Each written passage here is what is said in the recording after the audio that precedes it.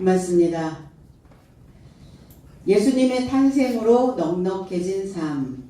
오늘 성탄입니다.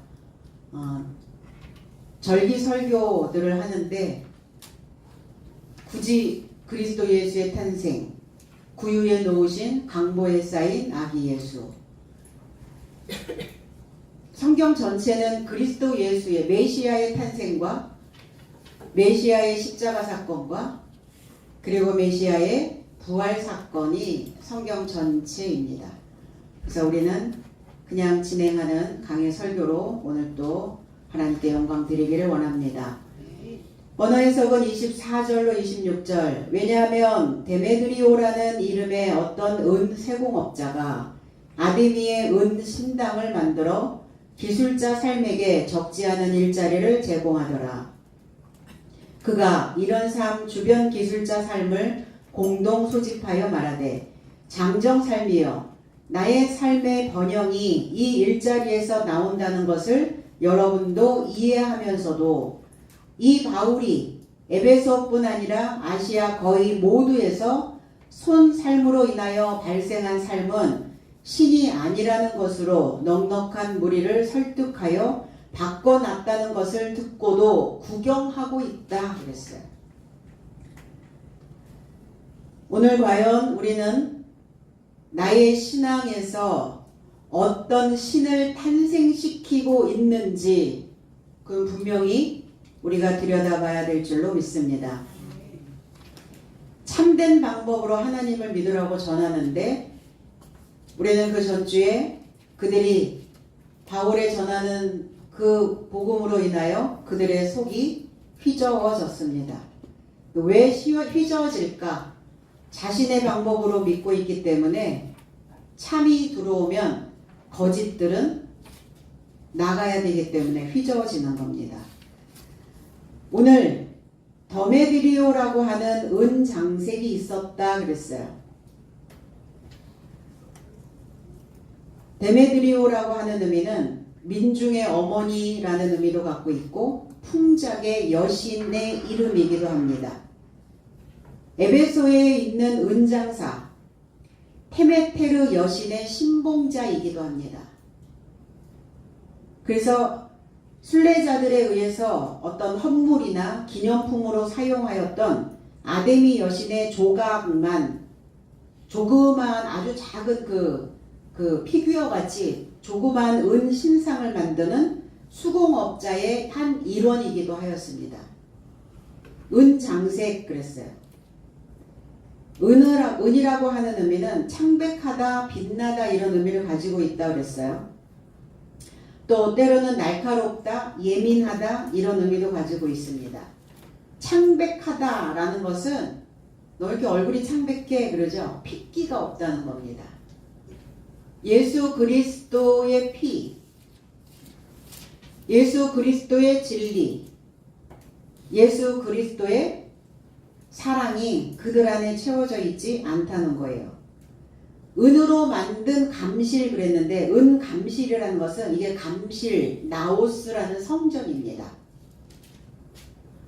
그러면 은으로 은장색이 은감실을 만들었다. 은신상을 만들었다. 은으로 된 사당을 만들었다. 나오스 성전을 만들었다는 얘기예요. 그래서 주님은 2장 19절로 21절에 예수께서 답변하여 저 사람에게 언급하더라. 너의 삶이 이 성전을 헐라. 내가 3일 안에서 저를 일으킬 것이다. 그런즉 유대인 삶이 언급하였다. 이 성전은 43과 6년 삶으로 건축되었는데 당신이 3일 안에서 저를 일으키겠는가?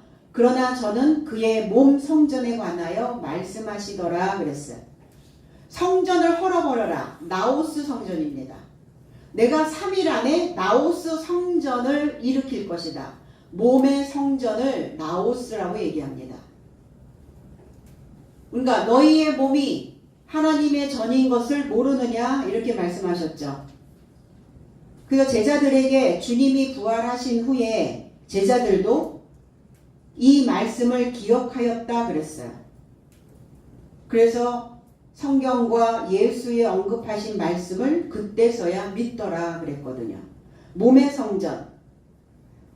그러니까 우리가 볼 때 우리 육신적인 이 겉껍데기가 아니라 우리의 몸이라고 하는 것은 내 속에 있는 형체를 이야기하고 있어요. 그 모양, 사람은 모양을 가지고 있죠. 그 모양새가 이렇다 저렇다 이렇게 얘기합니다. 왜 그 모양이냐 이렇게 얘기해요. 그 모양이에요. 모양은 어떻게 만들어지나? 소리로, 말씀으로 만들어지는 것이죠. 그래서 예수 그리스도의 몸의 형체는 아버지가 거주하시는 성전이었는데 지금 유대인들의 형체는 땅에 속한 형체로 지어진 전이었다는 거예요. 그러니까 그거 허물어라. 너희들의 형체는 하나님의 형체가 아니다. 그러니까 지금 이 데메드리오라고 하는 이 사람이 누구이겠는가 한번 생각을 해보세요. 그래서 주님도 너희들이 하나님을 위하여 무슨 집을 짓고 있느냐 이렇게 말씀합니다. 그래서 나우스라고 하는 이 성전은 헐어버려야 되는 형체가 있고 부활하신 그리스도 예수의 형체가 또 있다는 겁니다. 그러니까 두 종류의 형체가 항상 있어요. 에서냐 야곱이냐, 이스마엘이냐 아니면 이삭이냐, 이렇게 항상 두 형체가 있거든요. 두 모양이 있다는 거예요. 그 사람도 그렇죠. 우리 안에 왜 등나무와 칡나무가 있을까? 왜 갈등이 일어날까? 왜 내 안에서 동요가 일어나고 소요가 일어나고 왜 휘저어질까? 내 안에 두 형체가 있기 때문에 그래요. 그 두 모양이 서로 치고받는 거죠. 은으로 핏기가 없는 날카롭게 지어진 성전에 하나님은 없다는 거예요. 그곳에는 예수님의 탄생이 아닌 아데미의 탄생만 있을 뿐이었다. 이 아데미, 알테미스라고 하는 이 의미는 기민하다. 그러니까 기민하다는 것은 재빠르고 민첩하고 뭔가 잽싸고 눈치가 백단이고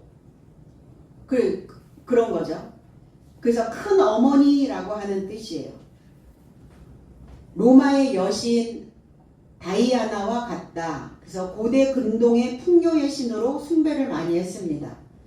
헬라의 식민지 개척자들이 이 신전을 건축해서 가정신으로 집안에 모시기도 했어요. 그래서 아까 은으로 아주 조그마한 그 신상을 만들었다고 그랬죠. 그러니까 천주교에서 성모 마리아 상을 각 가정마다 한 귀퉁이에 이렇게 두죠. 그거를 연상하시면 됩니다. 그리고 이 신상의 형태는 어떠냐? 머리에는 만월, 머리에 보름달을 이고 있고 손에는 활을 잡았고, 활을 잡았다는 것은 사냥꾼을 의미하고 있습니다. 영혼들을 사냥하겠죠. 그럼 이 아데미가 사냥하기에 좋은 인생들이 있다는 거예요. 사냥감들이 있다는 거예요. 인간들이. 뭘 원할까? 머리에는 만월, 손에는 화살, 그 다음에 가슴에는 유방이 24개. 그래서 백성을 양육하는 어머니를 상징하기도 합니다. 그런데 몸에는 각종 짐승들이 조각되어져 있어요. 얼마나 크냐면 길이가 425첩, 넓이가 220첩, 금과 은으로 장식을 하고 에베소에 옛날 돈에 이 신상을 주조한 것이 있었다고 전해 내려옵니다. 이상하잖아요. 근데 성경에 왜 다른 신을 등장을 시키며 하나님하고 상관없는 업을 하고 있는 이 데메드리오에게 왜 바울은 이러한 메시지를 주고 있는 것일까? 뜬금없이 왜 아데미 신상이 나올까? 그럼 바울 사도가 타 종교에 대하여 회방하고 간섭하고 있다는 것인가? 그럴 리가요. 우리가 뭐 불교권이나 천주교권이나 타 종교에 가서 기독교가 뭐 이래라 저래라 할 필요가 없잖아요. 기독교이기 때문에 바울 사도는 파송이 된 거고 그들의 신앙의 형체가 아담이 신이었기 때문에 말하고 있는 겁니다. 그 신의 이름은 겉으로는 하나님을 부르고 그들의 속은 아담이를 탄생시키는 기독교인들이었다는 겁니다. 그래서 정지되어진 신앙인, 이 에베소에 있는 백성들은 자기들의 삶에 필요로 하는 것들을 어떤 신이든 나에게 풍요로움만 가져다 주면 잽싸게 움켜쥐는 자들이었어요. 재빠르게, 민첩하게. 예수님의 탄생으로 넉넉해지지 않았으니까. 예수님이 메시아가 탄생되었을 때 온 천하가 기대했겠죠. 기름질 것이다. 그럼 풍요로울 것이다. 떵떵거리며 살게 될 것이다. 그러니까 그게 채워지지 않으니까 꿩 대신 닭을 택한 겁니다. 아담이 신으로 넉넉해지길 원했던 거예요. 간절히. 거기에서 일하고 있는 직공들이 있네요. 장인이라고 얘기합니다. 기술자라고 이야기합니다. 직업을 가진 거예요. 무엇을 만들어내는 기술자인가? 저와 여러분들은 다 기술자입니다. 기술이 없다고요? 자격증이 없으시다고요? 있습니다. 내 안에 어떠한 모양을 만들어내는 세공업자예요. 그 직업을, 그 업을, 그 일을 계속 하고 있는 겁니다. 계시록 18장 2절에는 그리고 그가 힘 안에서 큰 음성으로 소리쳐 말하되 무너졌다. 큰 바벨론이 무너졌다. 귀신 삶의 거주지와 모든 더러운 영의 감옥과 모든 더럽고 미움받은 새의 감옥이 되었도다 그랬어요. 바벨론, 가증한 삶의 어머니죠. 이런 신앙을 생산하는 기술자가 되면 안 된다는 겁니다.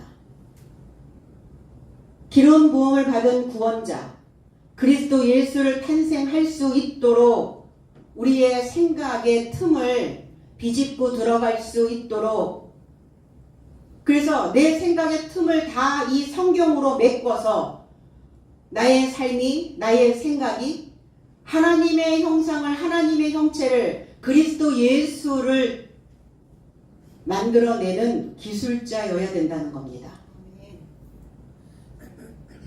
그러니까 다 뭐 하셔야 돼요? 이런 생각, 저런 생각, 이런 마음, 저런 마음, 5만 가지 생각, 내 안에서 올라오는 그 많은 생각들에 다 인덱스를 붙이시라고요. 인덱스가 뭡니까? 어떤 목록, 어떤 제목, 어떤 조항, 이렇게 차례로 써서 찾아보기 쉽게 해놓은 겁니다. 우리 성경책도 지금 자 인덱스가 있죠.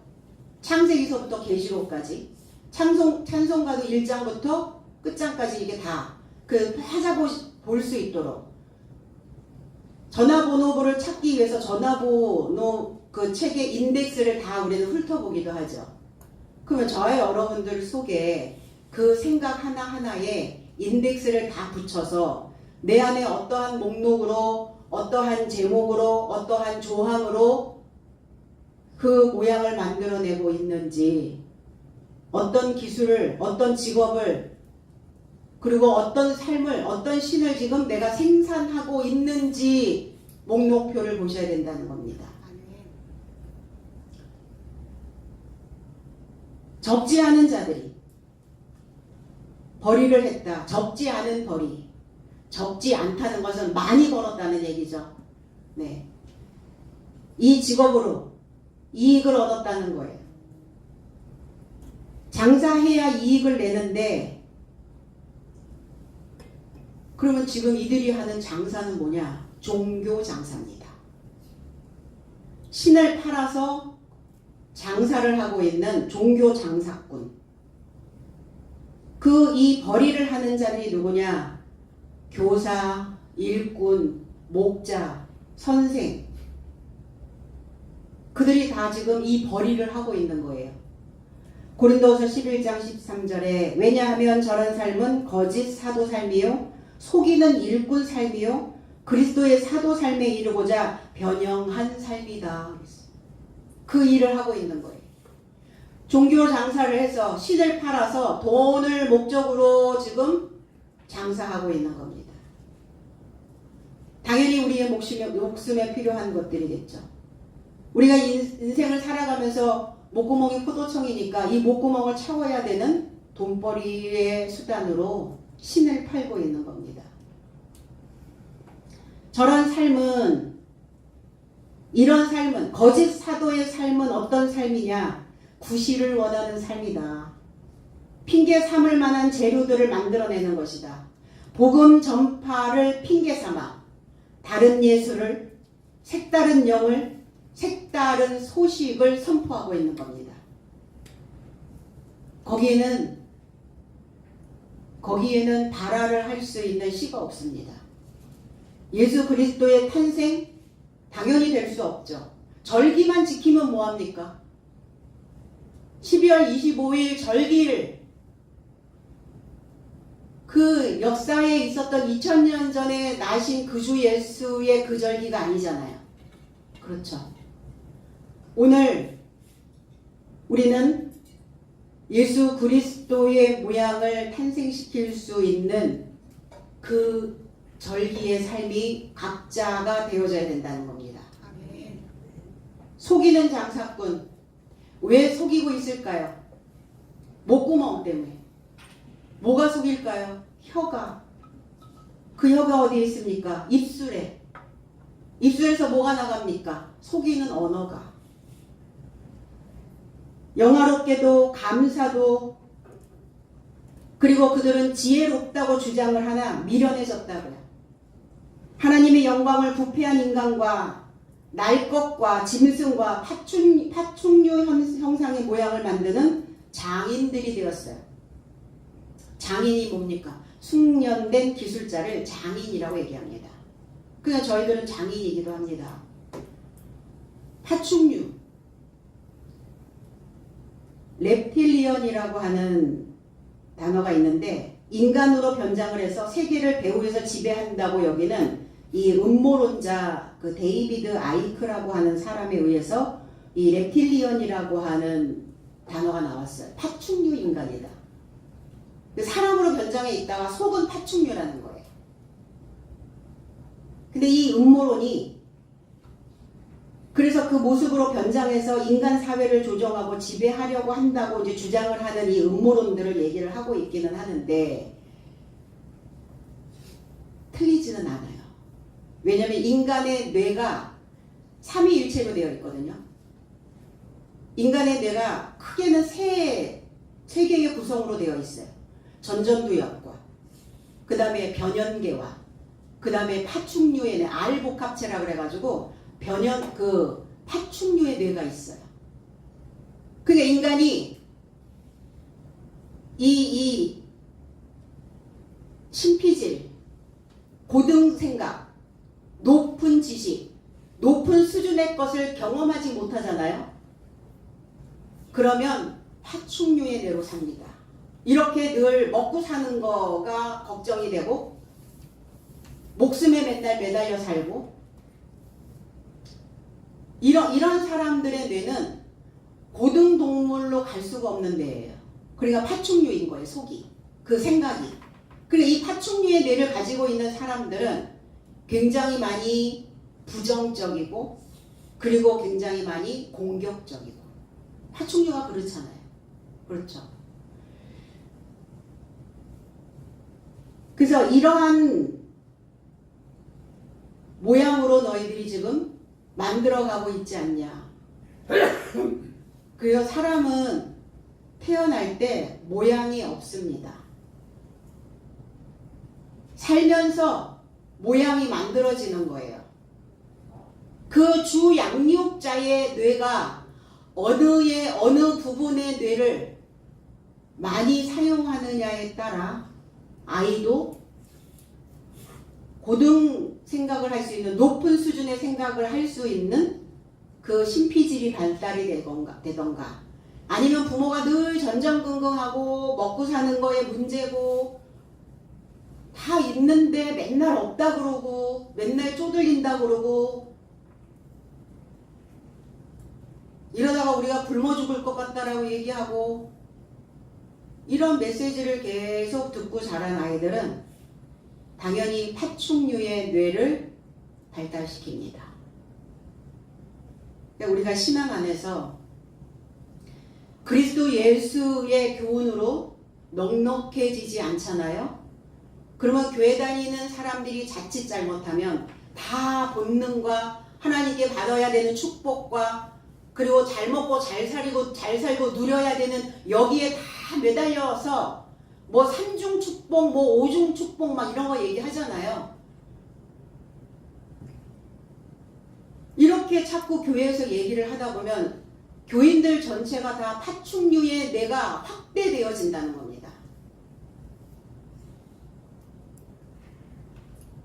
에베소의 은세공업자 데메드리오가 기술자 3과 영업하는 자들, 영업하는 이런 종류의 모든 일을 같이 하고 있는 사람들을 공동 소집합니다.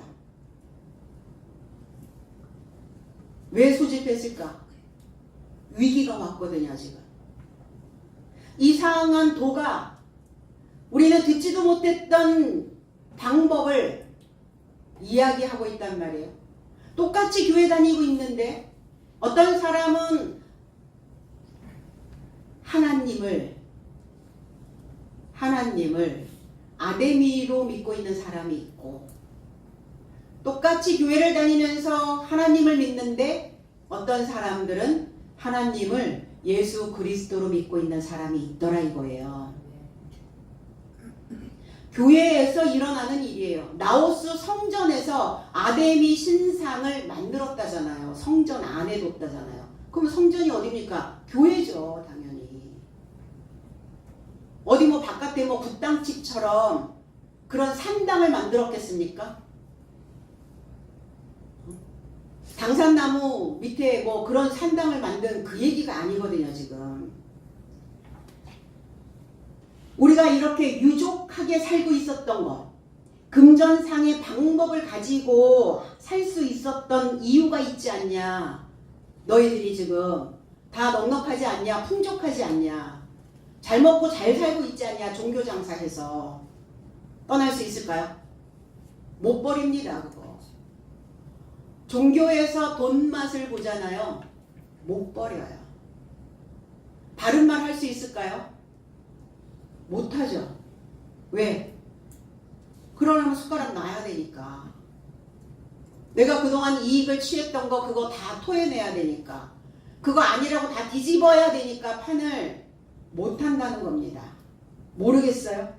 내가 전하고 있는 그 메시지가 교사인데, 선생인데, 목자인데 내가 전하고 있는 이 메시지가 과연 하나님이 원하시는 방법으로 가고 있는지 아닌지 거짓인지 참인지 모를까요? 알아요. 왜? 양심이니까. 양심이 꿈틀거리니까. 하긴 뭐 양심이 불탄 사람도 있기는 하죠. 종교를 팔아 돈벌이를 하고 있는 사람의 모양입니다. 그러니까 가르침은 없고 부욕해 되기만을 원하고 있는 그 기술자들이 다 누구냐? 지도자요, 목자요, 선생입니다. 남편 된 자들이요. 장정살미요 그러잖아요. 그 기술자들이 다 그들을 소집한 거예요. 다 목회자들 소집한 겁니다. 교회 지도자들이 무엇을 생산하고 있는지 그 언어에서 목구멍에서 넘어오는 그 메시지가 뭐를 지금 만들어내는 기술자인지를 이제는 성도들도 귀담아 들어야 된다는 겁니다.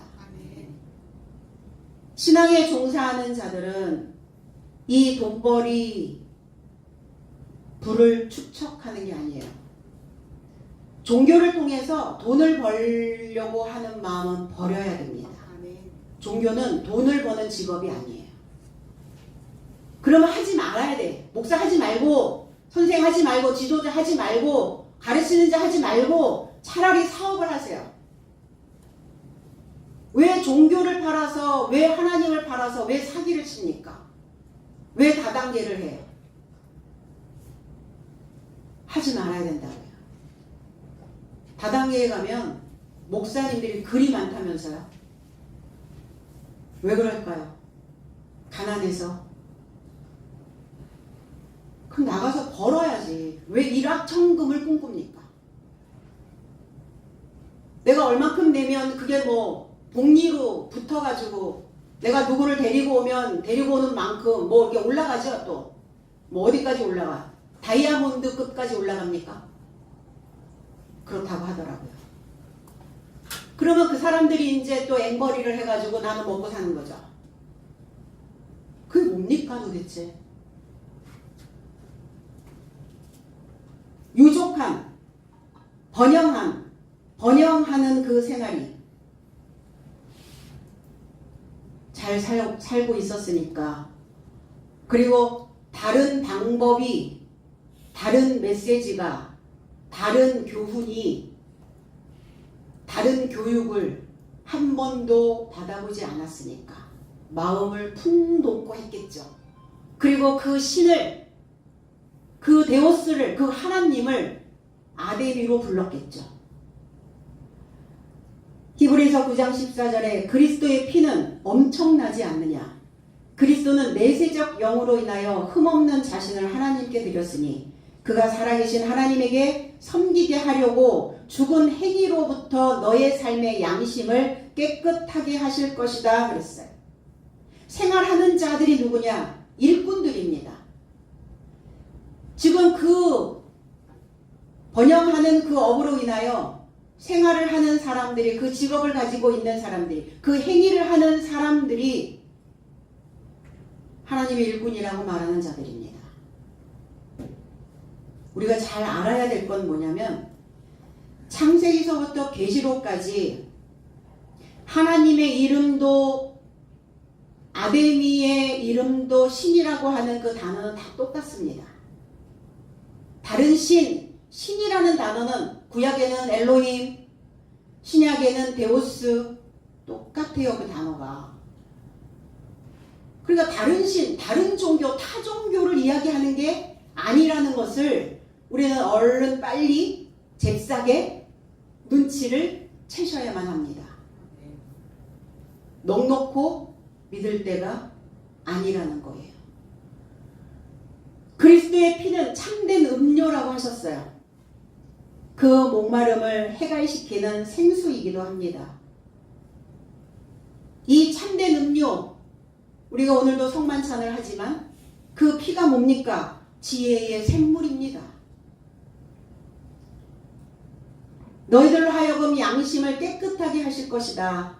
양심이라고 하는 의미가 의식하게 되다 이런 거예요. 눈치채다, 공통된 지각 이런 뜻이에요. 그러면 내가 그리스도 예수와 나의 지각이 같아야 양심이 살아나요. 그런가 그렇지 않은가 빨리 눈치를 채시라고요. 그래서 이 양심이라는 단어에 완전히 보다 이런 의미도 가지고 있어요. 예수님이 완전히 보여야 양심이 만들어집니다. 교회 안에서의 양심 없는 의식들, 아직도 예수 그리스도께서 그 2000년 전에 탄생하신 분으로 지각하는 자들이 너무 많이 있다는 거예요. 그건 역사죠. 그럼 오늘 예수 그리스도의 탄생과 함께 우리는 과연 내 삶 속에서 예수 그리스도를 탄생시키고 있는지, 내 행위에서, 내 믿음의 행위에서, 그리고 내 삶 속에서, 나의 일상생활 속에서, 나의 생각에서 과연 예수 그리스도가 완전히 보이는지. 양심이 있어야 보인다고요. 양심은 거울과 같아서 비춰주거든요. 그러니까 하나님이 나의 행위를 눈치채지 못하실 거라 생각하는 몰지각한 목자들이라는 겁니다. 이런 설교를 사도 바울도 하셨을 거고, 지금 저도 이 원어를 풀으면서 이 설교를 지금 하고 있는데, 사실은 이 설교를 듣고 마음에 어떤 동요가 일어나야 되는 겁니다. 가만히 있지 말고, 가만히 있으면 안 되죠. 주변에 알리시고 많은 사람들이 양심을 찾게 만들어 줘야 된다는 것이에요. 그냥 사람들은 머릿속으로 입으로만 이렇게 얘기해요. 이거 심각한데, 교회들이 심각한데, 한국 교회에 붕괴 되겠는데, 그런 말만 하고 말 일은 아니죠. 그러니까 이제는 함께 움직여야 할 때가 왔다는 겁니다. 여러분들도 알거니와 그랬어요. 여러분들, 남편 된 자들이요, 장정의 삶이요, 목자들이요, 여러분들도 지금 알지 않았냐, 이해하지 않았냐, 잘 알고 있지 않냐, 여러분들도 사고를 하고 있지 않냐. 이렇게 지금 데메드리오가 그 기술자들을 모아서, 그 목자들을 모아서, 지도자들을 모아서 이렇게 그들에게 지금 열변을 토하고 있는 거예요. 또 골로새서 2장 18절로 19절에 겸양과 사자 삶의 경건 안에서 원하는 너의 삶을 아무도 보상에 역행하지 못하게 하라.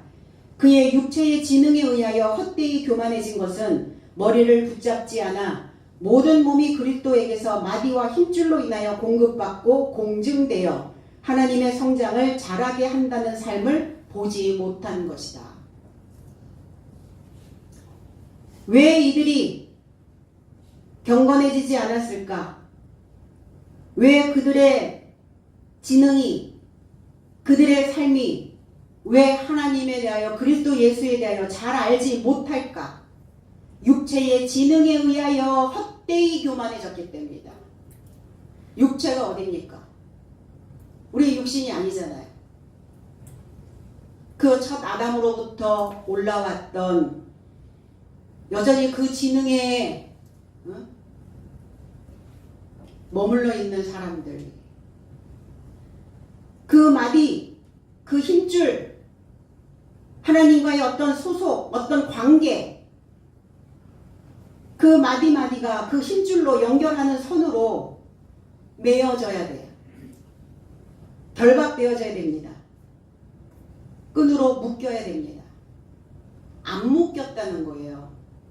그러면 그 마디와 그 힘줄이 뭐겠어요? 말씀의 맥락들이에요. 말씀의 가지가지. 이게 다 우리의 삶 속에 제대로 공급이 돼서 그 말씀으로 다 묶여야 되거든요. 서로서로. 하나님과 내가, 그리스도 예수와 내가 묶여야 탄생하시죠. 엄마의 태 안에서 엄마와 탯줄이 연결되어져야 되는데 연결이 끊어졌다고 그러면 탄생할 수 있겠냐고요. 사산돼 버리죠. 마찬가지예요. 이 말씀의 마디마디가 그 힘줄로 다 연결되어져서 연합되어지는 어떤 원리로 통제할 수 있는 그 힘으로 족쇄가 채워져야 된다고요. 에베소에서 아데미 성전에서 일하는 자들의 세상이 어떤 세상이었냐? 초보 삶이었다는 거예요. 초보. 그러니까 초보 삶으로부터 그리스도와 함께 죽었다면 어떻게 너희들의 세상 안에서 살고 있는 것처럼 상상하여 만든 법령에 복종하고 있는가?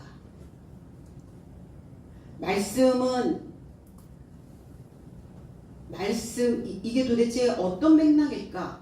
이게 어떤 뜻일까? 어떤 의미로 이런 메시지를 주셨을까? 지금 에베소에서 일어나고 있는 이 아데미 씨는 도대체 왜 뜬금없이 나타난 것인가? 사도 바울은 왜 데메드리오라고 하는 그 기술자에게 왜 이러한 위협을 지금 주고 있는가? 생의 위협, 일자리의 위협. 왜 목숨줄을 가지고 왜 바울은 지금 쥐락펴락하고 있는 건가? 근데 그들은 하나님의 법하고는 상관없이 상상하여 만든 법령, 상상하여 만든 하나님, 허상, 우상,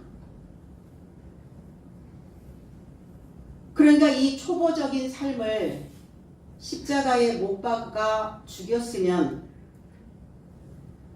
만약에 너희들이 십자가에 못 박여서 그 초보적인 삶을 죽였다면 어떻게 또 그 세상에서 살고 있는 것처럼, 초보적인 삶에서 살고 있는 것처럼 거기에 지금 복종하고 있느냐. 누가? 목자들이요. 그 하나님이 목자들 책망하시는 거예요. 지각이 없는 목자들. 누가 제일 먼저 혼나겠어요? 동생들이 잘못하면 항상 마지가 혼나잖아요. 그죠? 백성들은 어리니까, 백성들은 모르니까, 백성들은 지식이 없으니까, 배우지 않았으니까 제사장들 혼내는 거예요. 목자들 혼나는 거예요. 그러니까 목자들이 두리번거려 보지 않으면, 내가 정말 참된 설교를 하고 있는지 아닌지, 아니면 교회에서 그냥 잘 먹고 잘 사는 거에만 포커스를 맞추고 있는지 이제 한번 심사숙고해 봐야 되겠죠. 바울이 에베소뿐 아니라 아시아 모두에서 너희가 믿는 신이 너희를 구원할 예수이신지 아데미인지 분별하라고 선포하고 있다. 성경에는 없지만 데메드리오가 그 기술자들에게, 그 목자들에게 하고 싶은 말이었을 거예요. 지금 에베소 위태롭다. 아시아 전반, 아시아 전체, 전부를 통하여 이랬어요. 모든 삶을 통하여 지금 우리가 지금 믿고 있는 그 신을 멀리 옮겨놓고 있다. 그리고 우리의 삶을 면직시키려고 하고 있는 자다. 옮겨놓고 있단 말이에요. 지금 멀리 옮겨놓고 있는 거지. 그들이 지금 배우고 있는 도를, 배우고 있는 방법을.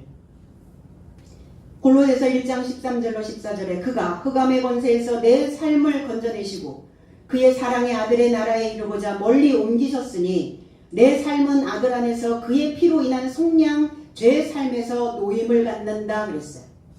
십자가의 피로 하늘과 땅의 삶이 평화롭게 되어진대요.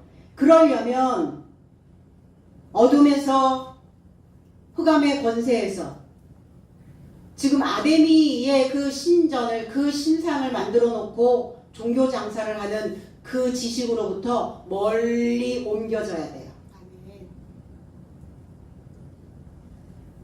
십자가의 피로만이 하늘과 땅의 삶이 평화롭게 되어집니다. 누가복음 2장 14절에 가장 높은 하나님 안의 영광과 사람 안의 좋은 생각이 땅에 연결된 평화이다. 아기 예수 그리스도가 탄생되었을 때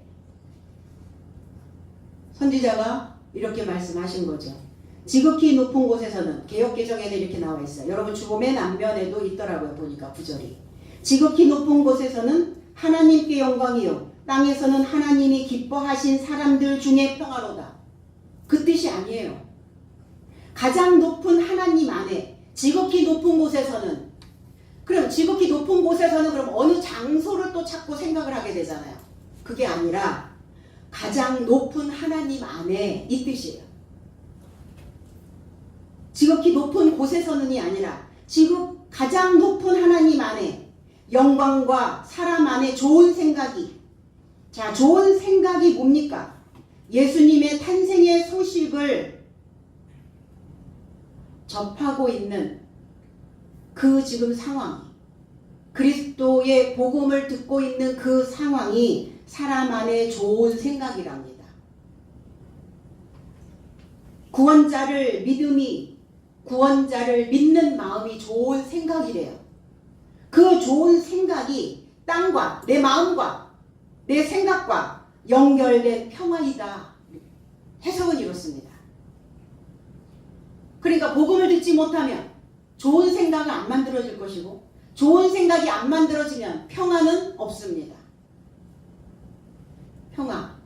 평화는 뭐냐?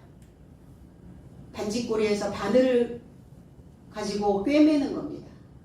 봉합하는 거예요. 틀어진 거 다 봉합하시는 겁니다. 사람의 손으로 만든 것들, 성경은 그렇게 말씀하시죠. 사람의 손으로 만든 그 전에는 하나님이 계시지 않는다. 손이 뭐냐? 법령이라고 말씀드렸어요. 손이 뭐냐? 힘이라고 말씀드렸습니다. 손은 뭐냐? 수단입니다. 손이 뭐냐? 방향을 이야기하고 있습니다. 사람이 가르치는 방향, 사람이 만들어 놓은 수단, 사람들이 만들어 놓은 법령, 상상으로 만들어 놓은 법령, 거기에는 없다는 거예요. 그래서 하나님은 우리를 그 손에서 구원해 내시는 거예요. 누구의 수중에 있나? 우리는 과연 어떤 신의 수중에 들어가 있나 생각해 보셔야 됩니다. 그래서 그 소나기에서 벗어나셔야죠. 누가 잡고 있죠? 내가 잡고 있는 거예요. 내 손이 하나님께로 가지 못하도록 내 소나기에 내가 잡혀 있어요. 생각이 광활하게 가지 못하도록, 평화를 만들어내지 못하도록 내가 잡고 있는 그 소나기에서 벗어나셔야 될 줄로 믿습니다. 아멘. 그게 그리스도 예수의 탄생이에요. 아멘. 에레미야 18장 6절에는 여호와의 말씀이니라 이스라엘 족속아 이 토기장이가 하는 것 같이 내가 능히 너희에게 행하지 못하겠느냐? 이스라엘 족속아 진흙이 토기장이의 손에 있음 같이 너희가 내 손에 있느니라. 하나님의 손에 있대요. 하나님이 누구시냐? 하나님 토기장입니다. 우리는 뭐냐? 우리는 진흙이래요. 토기장이가 하는 일이 뭐냐면 모양을 만드는 거예요. 형체가 되게 만드는 거예요. 그런데 형체를 만들려니까 어떻게 해야 돼요? 압착해야 되더라고요. 압착. 짓눌러야죠. 꽉 누르는 거예요. 왜? 진흙이기 때문에. 이 진흙, 호메르라고 하는 단어가 부풀다, 거품을 내면서 부글부글 끓어오르다, 괴롭히다 이런 뜻이에요. 그러니까 내 안에 거품이 얼마나 많아. 내 안에 얼마나 부글거리는 게 많아. 공기층이 너무 많으니까 그거 다 압착해야 된다고요. 빚어내려면. 빵은 뭐 공기층이 많아야 또 먹기에 좋기는 하지만 질그릇은 그렇지 않다는 거죠. 내 손에 있다. 그러니까 뭐 하셔야 돼요? 진흙 만드시는 거예요. 가루 만드시는 거예요. 가루. 쌀가루. 그래서 쌀가루 만드시려고 떡집에 오신 거예요. 곱게 빻아가지고 빚어내시려고. 그게 베들레헴이잖아요. 떡집. 그러니까 그 떡을, 산떡을 먹으려면 전쟁 치르셔야 된다고요. 에스라 선지자는 7장 25절에 에스라여 너는 내 손에 있는 내 하나님의 지혜를 따라 내 하나님의 율법을 아는 자를 법관과 재판관을 삼아 강 건너편 모든 백성을 재판하게 하고 그 중 알지 못하는 자는 너희가 가르치라. 에스라 선지자는 학자입니다. 그러니까 그들에게 네 손에 있는 내 하나님의 지혜를, 그러니까 이 손은 뭐냐? 법이에요. 하나님의 말씀이에요. 여호와의 말씀이 기록되어져 있어야 돼. 그러면 어떤 손으로 지은 성전에 계실까? 여호와의 손 안에 있는 말씀으로 지은 성전에만 계신다는 거예요. 사람의 손으로 지은 곳에만 계시지는 않고, 그러면 사람의 손으로 지은 것이라는 것은 뭘 얘기하는 것일까? 사람의 손이 뭘까? 이사야 37장 19절에 그들의 신들은 불에 던져졌사오나 그들은 참신이 아니라 사람의 손으로 만든 것일 뿐이요 나무와 돌이라 그러므로 멸망을 당하였나이다.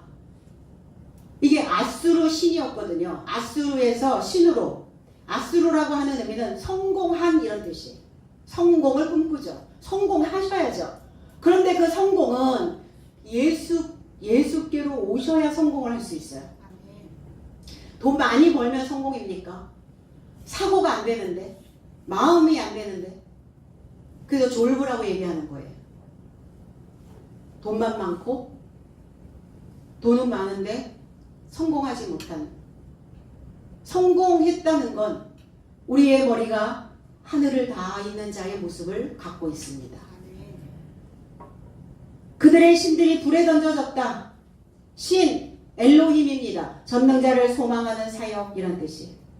사람 아담의 손으로 만든 것일 뿐이요, 첫 아담에게서 나온 초보자적인 신앙, 그냥 그저 어떻게 하면 이 종교를 통해서 잘 먹고 잘 살고 잘 누릴까만 생각하는 사람, 어떻게 하면 우리가 좋은 생각, 건강한 생각, 좀 높은 수준 있는 생각을 하면서 우리가 하나님을 믿을까, 여기에는 관심이 없는 거죠. 돌과 나무는 어떤 겁니까? 견고함, 등뼈, 척추 이런 뜻이에요. 눈을 감다 이런 의미도 있어요. 그래서 동산에 생명나무와 선악의 나무가 있었죠. 좋고 나쁨의 나무가 있었고, 나를 살게 하는 나무, 생명나무는 살게 하다. 그러면 살려주는 나무냐, 아니면 좋고 나쁜 것만을 늘 점치는 그 나무냐, 그 나무로 만든 거라는 거예요. 악한 생각, 불쾌한 마음, 파괴하고 깨뜨리고 비참해지고. 그러니까 사람들은 어쩔 수 없이 선악과를 먹었기 때문에 조그만 문제들이 생기면 금방 자기 자신을 자학하고, 그리고 뭐가 잘 안 풀리면 금방 부정적이 돼버리고, 그리고 금방 자신의 생각들을 그냥 파괴하고 깨뜨리고. 이게 기륭, 좋고 나쁨의 지식을 먹은 자들의 모습이에요. 그럼 우리는 그 생각에서 나를 살릴 수 있는, 극한 상황이어도, 극한 직업을 갖고 있어도 나를 살릴 수 있는 그 나무를 만들어내셔야죠. 그 지식을 만들어내셔야 된다는 거예요. 그 나무와 돌, 죽은 돌이겠죠. 그러니까 뜻을 모르고 살게 하지 못하는 지식이 사람의 손으로 만든 신들이라는 거예요. 이게 사람의 손으로 만든 아데미처럼. 사람의 손으로 만든 그 데오스는 하나님의 집에 거할 수가 없다. 허다한 사람들, 넉넉한 사람들, 유능한 사람들을 권유하기 시작합니다. 설득합니다. 확신할 수 있도록 말하고 있습니다. 이 데메드리오라고 하는 이 사람도 자기가 그동안 믿었던 이 종교가 흔들리니까 그 목자들을 모아놓고 이렇게 설득하는데, 자기의 신이, 자기의 하나님이, 아데미의 하나님이 진짜라는 거. 왜? 그동안 우리가 잘 먹고 잘 살았으니까, 유족했으니까, 번영했으니까. 그래, 그들을 이렇게 지금 설득하고 있는데, 우리가 지금 이 메시지를, 이 말씀을 들으면서 왜 우리는 주변에 있는 사람들을 설득하지 못할까? 하셔야 된다는 얘기예요. 방관자가 되어 있지 않은가? 혹시 그들도, 데메드리오도, 그 목자들이, 그 기술자들이 방관자가 되어져 있는 것처럼 느껴지니까 지금 소집해서 말하고 있는 거예요. 왜 방관하고 있느냐? 나와 연합된, 연관되어져 있는 사람들이 어떤 하나님을 믿는지 너희들은 알고 있지 않냐? 어떤 신을 쫓아가고 있는지 알고도 강 건너 불구경만 하고 있지는 않은가? 그럼 우리도 오늘 우리에게 던져지는 메시지여야 될 줄로 믿습니다. 오늘 하나님의 형체를 가지신 예수님의 탄생이 날마다 우리의 삶 속에서 발생되어져서, 그래야만 넉넉해진 삶으로 우리의 인생의 매듭을 짓는 날까지 그 적절한 시기마다 하나님의 은택을 맛보게 하여 주실 것입니다. 오늘 그래서 우리 모두가 다, 우리도 방관자가 되지 마시고 참여자가 다 되어주셔서 진정한 참 하나님을, 참신을, 그리고 예수 그리스도를 그들의 삶 속에서 날마다 탄생시킬 수 있도록 그 맛을 보여주시기를 예수 그리스도의 이름 안에서 축복드립니다. 기도하겠습니다.